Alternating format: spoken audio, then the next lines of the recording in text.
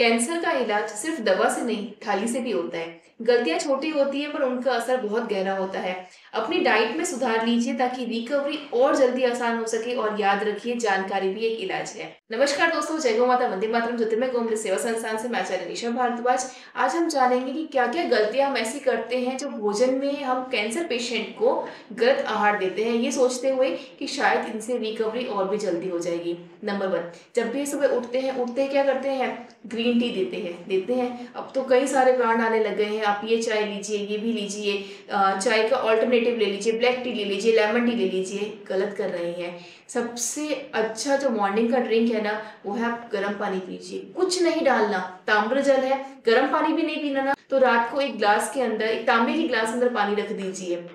और वही पानी सुबह सुबह जो मुंह की लार इकट्ठी हो रखी है, अल्कलाइन मुंह में इकट्ठा हो रखा है, उसको अंदर ले लीजिए। तो सबसे पहली गलती क्या करी? सुबह की चाय वो नहीं पीनी है। सुबह क्या पीना है? गुनगुना पानी। अब उसके बाद दूसरी गलती क्या करते हैं? खूब सारा ड्राई फ्रूट्स दो, एक साथ काजू खिला दो, बादाम, अखरोट, सब कुछ खिला दो ताकि इंस्टेंट एनर्जी आ जाए और शायद दौड़ने लग जाए। ऐसा कभी नहीं होता है। जो भी आप भोजन कर रहे हैं या फिर जो भी आप ड्राई फ्रूट्स ले रहे हैं, वो बॉडी के अंदर कब काम करेंगे? जब वो इजीली डाइजेस्ट होंगे। आपका स्टमक काम नहीं कर रहा, आपका लीवर काम नहीं कर रहा, आपके बॉडी पार्ट्स तो काम ही नहीं कर रहे हैं, और आप कुछ उसमें इतना सा कुछ और डालते जा रहे हैं कि उनका लोड और बढ़ा रहे हैं। या जो भी ड्राई फ्रूट ले, वो पूरी रात यानी ओवरनाइट सोक्ड हो, उसके बाद ही ले, और वो भी कम मात्रा में। उसके बाद वाली गलती, हम लोग पूरे डिपेंडेंट रहते हैं किस पे? ओट्स पे, ब्राउन ब्रेड पे, ब्लैक राइस पे। यानी जो भी चीज़ें हैं, सब कुछ ऐसा है जो आपकी बॉडी को न्यूट्रिशंस वैल्यू नहीं दे रहा है। आप ये चीज़ समझ ही नहीं रहे। आप सोचते हो कि ब्राउन ब्रेड है, उसके ऊपर कुछ दाने तिल के छिड़क दिए हैं, इसका मतलब हमें सारा सीसम का न्यूट्रिशंस वैल्यू मिल जाएगा। उसके अलावा आप क्या लेते हैं? ओट्स। वो भी क्यों? क्योंकि पैकेट में आ रहा है। अरे आप ये चीज़ क्यों नहीं समझ रहे कि जो भी चीज़ें पैकेट में है ना, उसका शेल्फ लाइफ बढ़ाने के लिए उसके अंदर कुछ ना कुछ प्रिजर्वेटिव्स डाला हुआ है। जिस ओट्स को आप खाने के लिए इतने चाव से कुछ अलग अलग इंग्रेडिएंट्स मिला के खा रहे होते हैं ना, उसे हमारे यहाँ घोड़ा जब कहते हैं। ये चीज़ें तो नॉर्मली इजीली मार्केट में अवेलेबल हो जाती हैं। इसको इसी तरीके से खा लीजिए। क्यों उसका फॉर्म चेंज करने के बाद उसको खाना आपको इतना अच्छा लगता है? उसकी ज़रूरत नहीं है। हमेशा मॉर्निंग में गर्म पानी पिया, उसके बाद में कुछ सोक्ड ड्राई फ्रूट्स ले लिए, उसके बाद कोशिश करो आप फल फ्रूट खाइए। मौसम सुबह का जो समय होता है ना, वो सीजनल फ्रूट्स का होता है, ना कि आपके ब्राउन ब्रेड का समय होता है। कब खाना है? क्या खाना है? सुबह उठते ही आप अच्छे से फ्रूट्स लीजिए। अब फ्रूट्स में है ना, एक चीज़ और ध्यान रखिएगा, फ्रूट चाट मत कीजिएगा। फ्रूट्स जो भी लिए, उसको काट के अच्छे से वॉश करके काट के, उसके बाद आप जैसे हैं वैसे ही ले लीजिए। उसके अंदर कुछ भी मसालों का प्रयोग ना कीजिए जो पैकेट के अंदर आ रहे हैं, जो उसका स्वाद चेंज कर रही है।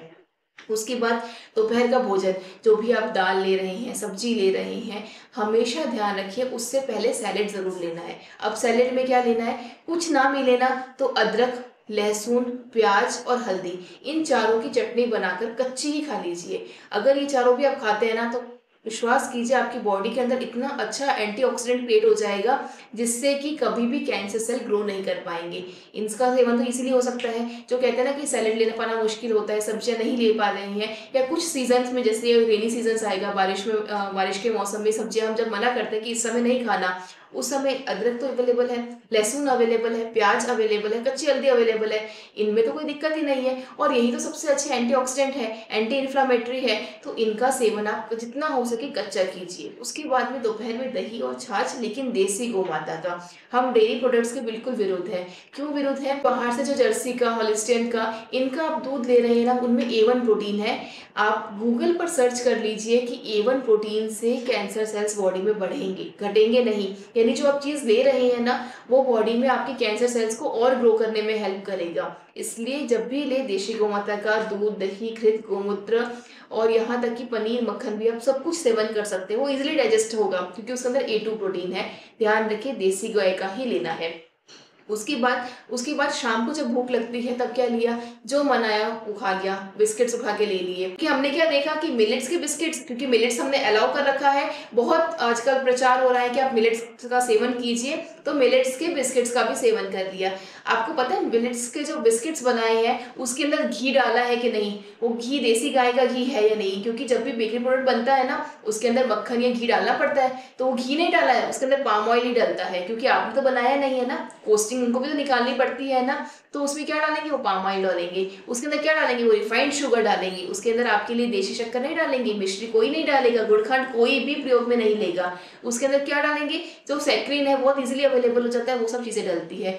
इसलिए आपको उन चीजों का मना करते हैं, इसलिए नहीं कर रहे क्योंकि वो मिलेट्स के बने हुए हैं। आप मिलेट्स खाइए, खूब खाइए, आप अपने घर पर बनाकर खाइए, अगर आपसे बनते हो तो उसके लिए मना नहीं है, लेकिन उसके अंदर जो इंग्रेडिएंट्स है उसके लिए मना किया जाता है। उसके बाद रात्रि का भोजन, रात्रि का भोजन जितना हो हल्का लीजिए। हमारे यहाँ तो कहावत है कि सुबह भोजन एकदम राजा की तरह लीजिए, दोपहर में सैनिक की तरह लीजिए और शाम को एक गरीब भिखारी की तरह लीजिए, यानी जितना हो सके अल्प आहार लेना चाहिए शाम को, बिल्कुल उतना ही कि जो इजीली डाइजेस्ट हो सके, और वो भी कब, सूर्यास्त तक। सूर्यास्त के बाद भोजन बिल्कुल ही नहीं करना चाहिए।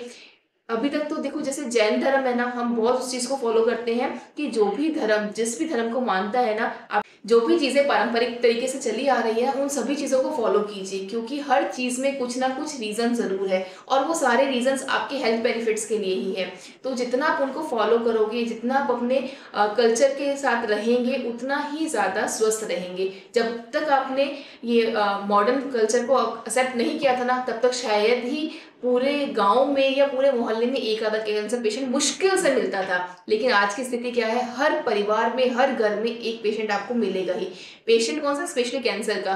बाकी तो एक भी व्यक्ति ऐसा नहीं है जो पूर्ण रूप से स्वस्थ है, हर व्यक्ति को बीमारी है, और बहुत गर्व से बताया जाता है कि हमें तो थायराइड हो रखा है, मैं तो डस्ट से एलर्जिक हूँ, मुझे तो थायराइड ग्लैंड में इन्फेक्शन हो रखा है, मैं तो डायबिटिक पेशेंट है। तो इसमें प्राउड फील करने वाली बात नहीं है, इसमें आप अपनी हेल्थ का नुकसान कर रहे हैं। और क्यों कर रहे हैं, क्योंकि आपका डाइट, आपका जो दिनचर्या है वो अच्छा नहीं है। उस चीज़ के लिए ध्यान रखिए ताकि कैंसर जो है आप अपने शरीर से खत्म कर सके, और बिल्कुल नेचुरली रूप से खत्म कर सके। फिर भी कोई डाउट्स है, कोई क्वेरीज हो, आप दिए गए हेल्पलाइन नंबर पर कॉन्टेक्ट कर सकते हैं, पूछ सकते हैं। हमारी पूरी सपोर्टिंग टीम आपकी सेवाओं के लिए ही है। धन्यवाद दोस्तों, जय गौ माता, वंदे मातरम।